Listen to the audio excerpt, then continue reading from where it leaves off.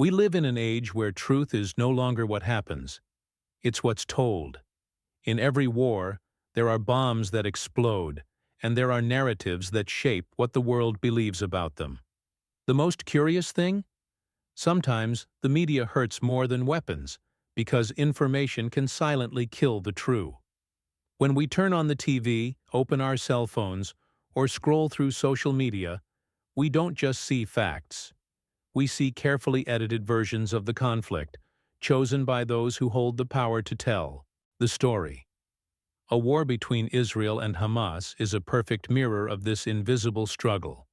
On one side, the rhetoric of defense. On the other, the cry for liberation. In between, billions of eyes trying to understand who is the hero and who is the villain, without realizing that perhaps both are victims of the same thing. Media bias.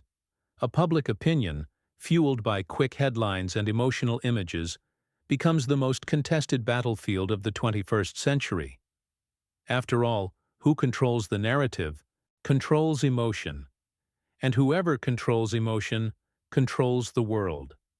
But there's something deeper behind all this. The way these stories influence our beliefs, our reactions, and even our moral judgments. What we call truth may simply be a reflection of the lens of the person who tells it. And it's at this point that the nagging question arises: who in fact shapes what we believe about the truth? War? The answer is about to reveal the hidden power of media and the information in times of conflict. The power of narrative in modern warfare. In ancient times, a war was won by the sword. Today, it is won by narrative. A media became the battlefield where the information is both shield and ammunition. Every headline, every image of destruction or heroism shapes the public opinion faster than any army on the march. The curious thing is that true power is rarely in what is shown, but in what is omitted. It is there, in the silence between the lines, that the bias finds fertile ground. A war between Israel and Hamas exemplifies this phenomenon well. When a channel broadcasts a bombing, it decides who is the aggressor and who is the victim. And this choice is not neutral. A photo of an injured child evokes empathy, but it also directs perception to a specific side. This happens because the human mind responds more to what it feels than to what it understands. The media, knowing this, manipulates the emotion like a conductor conducting an orchestra. Understand this game of speech, image, and canis, essential for those who seek to see beyond the surface. After all, every narrative there's an author, and they're not always behind the camera. Sometimes they're behind the funding, the ideology, the political interest. And that's where the story becomes more complex. When we start asking who decides what is truth. This question leads us directly to the next point. The look of Western media, where the concept of truth becomes even more strategic. The Western media gaze, heroes, villains, and interests. A Western media has always had a peculiar talent for turning wars into narratives of good guys and bad guys. Since the Cold War, when each side sold itself as defenders of freedom or the world order, this practice never ceased to exist. It just changed its face. In conflicts like the one in Israel and Hamas, the framing is almost cinematic. A besieged state trying to defend itself from a terrorist enemy. But what is rarely discussed is who wrote this script and who it serves. Newspapers, television channels, and digital platforms use a strategic vocabulary. Words like retaliation, attack, self-defense, and extremism are chosen with surgical precision to guide the public opinion. When a Western allied country attacks, it is a necessary response. When the same occurs in the opposite direction, it is a brutal aggression. This semantic play is not casual. It is bias carefully embedded in the language. This is how the speech politician dresses up as news and to propaganda disguises itself as truth. The problem is that this narrative is repeated so much that many people start to take it as undeniable reality. The viewer, exhausted by bad news, settles for the simplest version, the one that fits in a tweet. And that's exactly where the information control shows its strength. Not by saying too much, but by making the audience believe they already know enough. But on the other side of the world, there's a completely different story being told. And it's in this contrast that the role of Arab media, with a tone and intentions that challenge Western hegemony. Arab media and the opposition of discourses. While the West frames the conflict from the perspective of security and civilization, the Arab media interprets it through the lens of occupation and resistance. On channels like Al Jazeera, Al Mayadeen, or Middle East Eye, narrative takes on emotional and historical tones, seeking to give voice to the people Palestinian, often silenced on other platforms. This coverage rescues names, faces, and stories, giving back humanity to the victims who, in Western news, are often reduced to numbers. The most interesting thing is how these vehicles work with the emotion differently. While the West tries to appear neutral, the Arab media takes his position clearly, and this, paradoxically, generates more credibility with the local public. She doesn't pretend impartiality. She states her point of view. And perhaps it's this honesty about her self-bias that makes it so powerful. After all, admitting the filter is the first step for those who truly seek understand the context. However, even this narrative alternative carries its own political interests and strategic. No speech is purely innocent when there is can at stake. That's why, faced with so many points of view, the public's desire for more independent sources, free from large conglomerates and their agendas, grows. And it's in this scenario of distrust that new voices begin to emerge.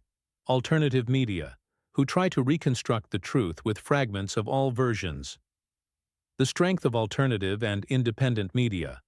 In a world saturated with predictable headlines, alternative media emerge as a breath of fresh air and rebellion. They are independent journalists, YouTube channels, X pages, formerly Twitter, and documentary filmmakers who challenge the dominant script. They seek truth amidst the noise, showing angles that the big media outlets prefer to ignore. By using social media, they break the monopoly of information and return to the public the right to think by itself. In this scenario, the narrative becomes once again a territory of dispute, but also of hope. These communicators often work with limited resources, but with an immense purpose, show the reality without filters. They show the pain of a Palestinian mother without a sad soundtrack, the fear of an Israeli soldier without forced heroism. They don't need ready-made scripts because they understand that true naked in itself is already powerful. This explains why so many people are swapping TV for podcasts and independent channels, where the speech sounds more human and less rehearsed. But this new power also brings challenges. Without regulation, anyone can shape the narrative. And the risk of manipulation grows under the guise of freedom. The public needs to learn to question even the most seemingly trustworthy sources. Influence of these media is undeniable, but we still need to know how to distinguish information that liberates from that which merely moves.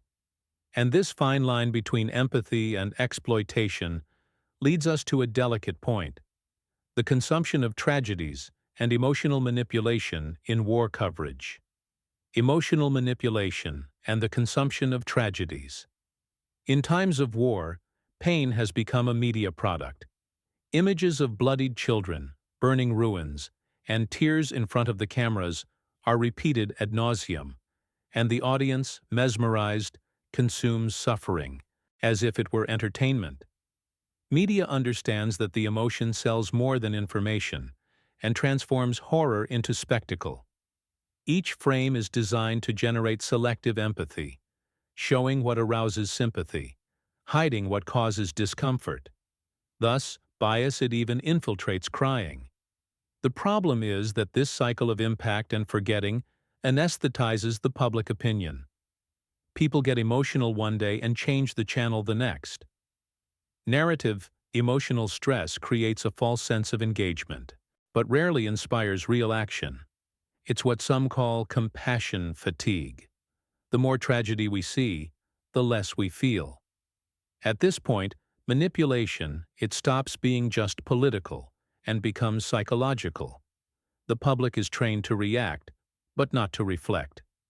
Behind this constant consumption of pain, there is a gear of interests, speech, and control. The most frequently shown tragedies are not the most serious, but the most useful for those who shape the narrative global. Meanwhile, the reality distorts, and influence media transcends borders, even affecting political decisions.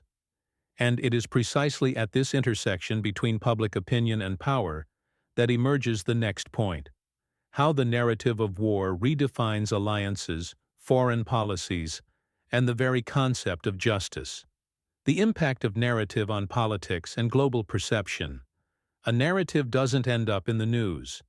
It crosses borders and ends up at political decision-making tables. When public opinion is shaped by media, governments feel the pressure. A viral video can influence sanctions, alter alliances, and even rewrite international treaties. In war between Israel and Hamas, the weight of image becomes more powerful than that of UN resolutions.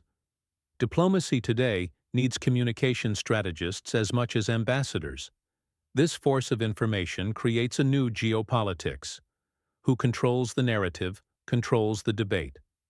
The West, for example, uses the discourse of democracy and human rights to justify selective positions. Other blocs, however, exploit the same argument, but under the label of national sovereignty or liberation.